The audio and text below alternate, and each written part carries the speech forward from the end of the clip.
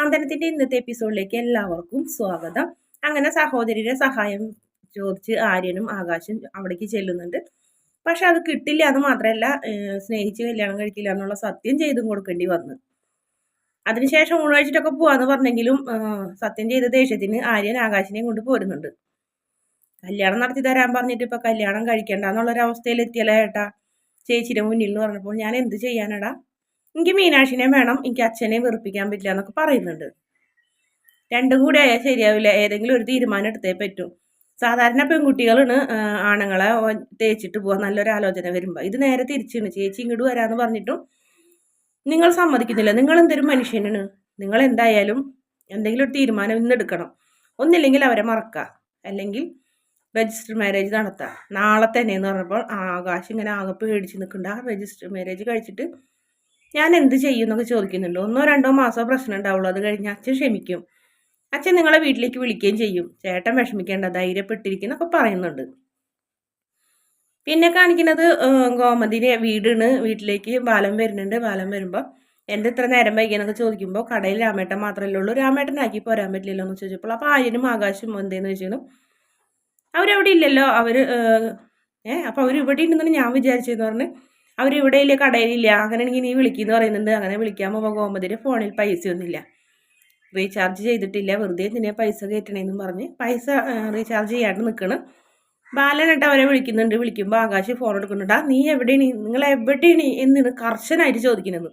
ഞങ്ങൾ കല്യാണ മണ്ഡപത്തിലുണ്ട്, നിങ്ങളോട് കല്യാണ മണ്ഡപത്തിൽ പെറ്റ് കെടുക്കാനല്ല പറഞ്ഞത്, അവിടെ സാധനങ്ങൾ ഇറക്കി ലോഡ് വന്നു കഴിഞ്ഞാൽ നിങ്ങൾ ഇങ്ങോട്ട് പോരണം, നിങ്ങൾ എത്രയും പെട്ടെന്ന് വീട്ടിലേക്ക് വാ എന്നൊക്കെ പറയുന്നുണ്ട്. അങ്ങനെ അവർ വീട്ടിലേക്ക് വരുന്നുണ്ട്. എല്ലാവരും കൂടി നിൽക്കുന്ന സമയത്ത് പെട്ടെന്ന് തന്നെ ഫോൺ വരുന്നുണ്ട്.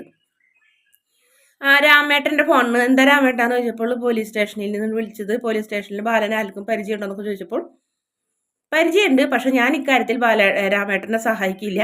രാമേട്ടൻ അറിഞ്ഞൂടെ പ്രേമിച്ച് കല്യാണം കഴിക്കുന്ന ആരെ ഞാൻ ഒരു വിധത്തിലും സഹായിക്കില്ല എന്നുള്ള കാര്യം, പിന്നെ എന്തിനാ എന്നോട് ഇതൊക്കെ ചോദിക്കുന്നതെന്നൊക്കെ ചോദിക്കുന്നുണ്ട്. ഞാനത് ഇതിലിടപെടില്ല, രാമേട്ടൻ എന്താണെന്ന് വെച്ചാൽ ചെയ്തോളാൻ പറയുന്നുണ്ട്. അതിനുശേഷം ഗോമതി ചോദിക്കുമ്പോൾ രാമേട്ടൻ്റെ ഒരു ബന്ധു എൻ്റെ മോൻ സ്നേഹിച്ച് കല്യാണം കഴിച്ചേക്കണം, പെൺകുട്ടീനെ വിളിച്ചിറക്കി കൊണ്ടുവന്ന് വീട്ടിൽ കയറ്റാണ്ടായപ്പോൾ ഇപ്പം പെൺകുട്ടി പറഞ്ഞ് നിർബന്ധിച്ച് വിവാഹം കഴിപ്പിച്ചാണെന്ന് പറഞ്ഞ് പെൺകുട്ടി രക്ഷപ്പെട്ട് ഇയാളിപ്പോൾ ജയിലിലാണ്. അവൻ അവിടെ എടുക്കട്ടെ, എനിക്ക് സഹായിക്കാനായിട്ട് പറ്റുകയൊക്കെ ചെയ്യും, പക്ഷേ ഈ ഒരു കാര്യത്തിൽ ഞാൻ സഹായിക്കില്ല എന്നൊക്കെ പറഞ്ഞ് ദേഷ്യം പ്രകടിപ്പിക്കുന്നുണ്ട് ബാലൻ. അത് കാണുമ്പോൾ ആര്യൻ ആകാശിൻ്റെ മുഖത്തേക്ക് നോക്കുന്നുണ്ട്. ഞാനിപ്പോൾ രാമേട്ടനോട് പറഞ്ഞതും നിങ്ങളോട് എല്ലാവരോടും കൂടി പറയുന്നത് ഒരുപോലെ ഇനി മനസ്സിലായോ? എൻ്റെ കുടുംബത്തിൽ ആരും സ്നേഹിച്ച് വിവാഹം കഴിക്കില്ല എന്നാണ് പറയുന്നതെന്ന് മനസ്സിലായോ എന്നൊക്കെ ചോദിക്കുന്നുണ്ട്. എല്ലാവരും പറഞ്ഞ് മനസ്സിലായച്ചാൽ ആകാശം പറഞ്ഞ്, ആനന്ദും പറഞ്ഞ്, അനുവും പറഞ്ഞ്. പക്ഷേ ആര്യനോട് ചോദിക്കുമ്പോല്ല, നിന്നോട് ഞാൻ ചോദിക്കില്ല, നീ പറയില്ല എന്ന് എനിക്കറിയാമെന്ന് പറഞ്ഞു. അതിരിക്കട്ടെ അച്ഛൻ, ഞാനൊരു കാര്യം ചോദിക്കട്ടെ എന്ന് പറയുന്നുണ്ട്. അപ്പം എന്താണെന്ന് ചോദിക്കുമ്പോൾ അച്ഛനമ്മയെ സ്നേഹിച്ച് കല്യാണം കഴിച്ചതല്ലേ എന്ന് ചോദിക്കുന്നുണ്ട്. അതുകൊണ്ട് തന്നെയാണ് വേണ്ടാന്ന് പറഞ്ഞത് എന്ന് ബാലൻ തീർത്ത് പറയുന്നുണ്ട്. അല്ല, ഞാൻ അല്ലെങ്കിൽ മറ്റൊരാൾ ഈ വീട്ടിലേക്ക് ഒരു പെൺകുട്ടീനെ നാളെ കൊണ്ടുവന്നാൽ അച്ഛൻ എന്തായിരിക്കും ചെയ്യാന്ന് ചോദിക്കും. നീ മറ്റൊരാളെ തലയിലിടണ്ട, അത് നീയാണെന്ന് പറഞ്ഞാൽ മതി. ശരി, ഞാൻ അതിൻ്റെ തീരുമാനം പറയാം. അങ്ങനെയാണെന്നുണ്ടെങ്കിൽ ഈ ദേവമംഗലം ഞാൻ കത്തിക്കും. അങ്ങനെ അത് കേൾക്കുമ്പോൾ എല്ലാവരും ആകെ ഞെട്ടുന്നുണ്ട്. ബാലൻ്റെ തീരുമാനമാണ്. ഏതെങ്കിലും ഒരു മോൻ ഇങ്ങനെ വിളിച്ചുകൊണ്ട് വന്നാൽ, നീയല്ല ആരായാലും വിളിച്ചുകൊണ്ട് വന്നാൽ വീട് കത്തിക്കും എന്ന് തന്നെയാണ് പറഞ്ഞ് ബാലൻ ദേഷ്യത്തോടെ അകത്തേക്ക് പോകുന്നത്. അത് കേൾക്കുമ്പോൾ ഗോമതിയും ആനന്ദും ആകാശമൊക്കെ ആകെ തകർന്ന് നിൽക്കുന്നുണ്ട്. എല്ലാവരുടെയും സ്വപ്നം ഒരുപോലെ തകർന്നടിഞ്ഞ പോലെയായിരുന്നു. ധർമ്മനും ആകെ ഒരു ടെൻഷൻ ആവുന്നുണ്ട്. പിന്നെ കാണിക്കുന്നത് മീനാക്ഷിനെയാണ്. മീനാക്ഷി റൂമിൽ എല്ലാ ഡ്രസ്സുകളൊക്കെ മടക്കി വയ്ക്കുന്നുണ്ട്, ബാഗിലാക്കുന്നുണ്ട്. ആ സമയത്ത് അച്ഛൻ മേടിച്ചു കൊടുത്തൊരു സാരി ഉണ്ട്, മോളെ നിന്റെ ബർത്ത്ഡേ ഗിഫ്റ്റ് ഉള്ളത്, നീ ഇത് ഇട്ടിട്ട് അച്ഛനെ കാണണം എന്നൊക്കെ പറഞ്ഞ് അച്ഛൻ ഒരുപാട് സ്നേഹിക്കുന്ന, അച്ഛനും അമ്മയെ അത്രയ്ക്ക് സ്നേഹിക്കുന്നുണ്ട് മീനാക്ഷിനെ. മീനാക്ഷിക്ക് എനിക്ക് നല്ല വിഷമാവുന്നുണ്ട്. എന്തായാലും മീനാക്ഷി ഡ്രസ്സൊക്കെ മടക്കി വയ്ക്കുന്നുണ്ട്. ആ സമയത്ത് പെട്ടെന്ന് തന്നെ അച്ഛൻ വരുന്നുണ്ട്. അച്ഛൻ വരുമ്പോൾ വാതിലോ കട്ടിലിൻ്റെ അടിയിലേക്ക് ഡ്രസ്സൊക്കെ ബാഗ് എടുത്തിട്ടിട്ട് എന്താ അച്ഛാന്ന് ചോദിക്കുന്നുണ്ട്. അല്ല മോളെ, റൂമിൽ ഒച്ചയൊക്കെ കേട്ടപ്പോൾ വന്നതുണ്ട്, എന്താ മോൾ ഉറങ്ങണില്ലേ എന്ന് ചോദിക്കുന്നു. ഉറക്കം വരുന്നില്ല അച്ഛാന്ന് പറഞ്ഞപ്പോൾ, അത് സാരമില്ല മോള് കണ്ണടച്ച് കിടന്ന് ഉറങ്ങിക്കോ, നാളെ മോളെ കാണാൻ ചെക്കൻ്റെ വീട്ടിൽ നിന്ന് ഒരു 10-12 പേര് വരും, നീ ലീവ് എടുക്കൂലെന്ന് അറിയുന്നത് കൊണ്ട് അവർ വൈകിട്ട് വരുള്ളൂ, നീ പേടിക്കണ്ടെന്ന് പറഞ്ഞ് പിന്നീട് ഒരു ഗ്ലാസ് പാലും കൊടുത്ത് അച്ഛനും അമ്മയും പോകുന്നുണ്ട്. പോണ വഴിക്ക് അമ്മ പറയുന്നുണ്ട്, പാവം നമ്മളെ പിരിഞ്ഞു പോണ വിഷമമായിരിക്കും എന്നൊക്കെ പറഞ്ഞിട്ടുണ്ട്. എന്തായാലും പോകേണ്ടതല്ലേ എന്നും പറയുന്നു. പിന്നെ മിത്രനെ കാണിക്കുന്നുണ്ട്. മിത്ര റോഡ് സൈഡിൽ നടു റോട്ടിൽ നിന്ന് സംസാരിച്ചുകൊണ്ടിരിക്കുന്നുണ്ട്. ആര്യൻ്റെ വണ്ടി വന്ന് മിത്രയുടെ വണ്ടി മേടിക്കുന്നുണ്ട്. രണ്ടുപേരും അപ്പുറം അപ്പുറത്തേക്ക് വീഴുന്നുണ്ട്. ആര്യൻ്റെ കൂടെ ഒരു കൂട്ടുകാരനുണ്ട്. പിന്നീട് ഭയങ്കര സംഘട്ടനായിരുന്നു റോട്ടിൽ എൻ്റെ നിന്ന് സംസാരിക്കണം നോക്കുമ്പോൾ നിൻ്റെ അച്ഛൻ്റെ റോഡുണ്ടാന്നൊക്കെ ചോദിക്കുന്നു. നിൻ്റെ അച്ഛൻ്റെ അഹങ്കാരം നിനക്കും കിട്ടിയിട്ടുണ്ട്. നീ ആരണ്ടാ? നീ എൻ്റെ നിൻ്റെ അച്ഛൻ എൻ്റെ അപ്പച്ചിനെ വിളിച്ചിറക്കി കല്യാണം കഴിച്ചു കൊണ്ടതിലടാ നീയൊക്കെ ഇനി എളിഞ്ഞ് നടക്കണത്. നിനക്ക് സ്വന്തമായി കുടുംബ പേരുണ്ടടാ. അങ്ങനെ അച്ഛനും ചെറിയച്ഛനും സംസാരിക്കുന്ന പോലെ തന്നെയാണ് മിത്രാരിനോട് സംസാരിച്ചത്.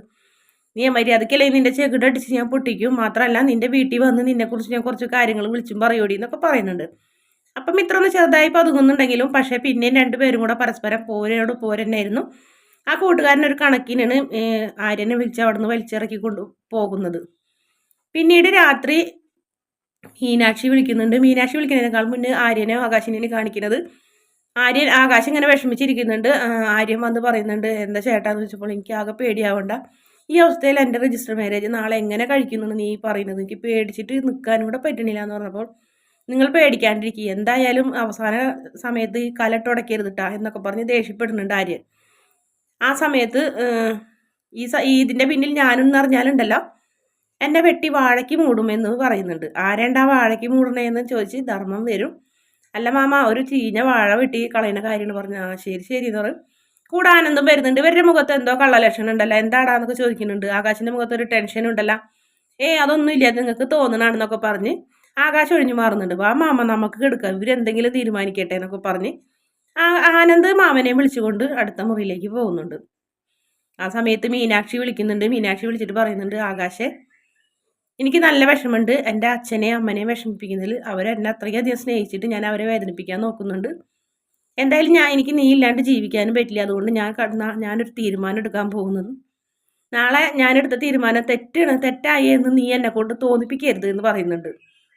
എന്തായാലും മീനാക്ഷി ഇറങ്ങി വരാൻ വേണ്ടിയിട്ടുള്ള തയ്യാറെടുപ്പോടുകൂടിയാണ് അങ്ങനെ പറയുന്നത്. അങ്ങനെ മീനാക്ഷിയെ കാണിച്ചുകൊണ്ടാണ് ഇന്നത്തെ എപ്പിസോഡിൻ്റെ അവസാന ഭാഗം.